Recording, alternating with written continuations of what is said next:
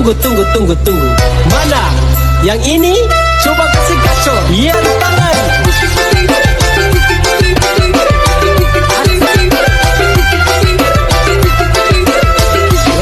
Saya bawa masuk salah satu pokok kita ni yang umur 4 tahun ni ke dalam. Kita masuk dalam gua cempedak. Keluar pagar. Terang kat dalam dia ni.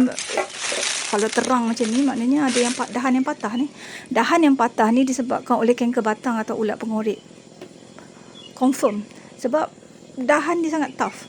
Dahan pokok cempedak ni besar, tough. Tak mungkin mudah-mudah ditiupkan angin ke patahkan oleh monyet, tak mungkin. Okey, nanti kita akan sapukan sapuan Elite atau Homex.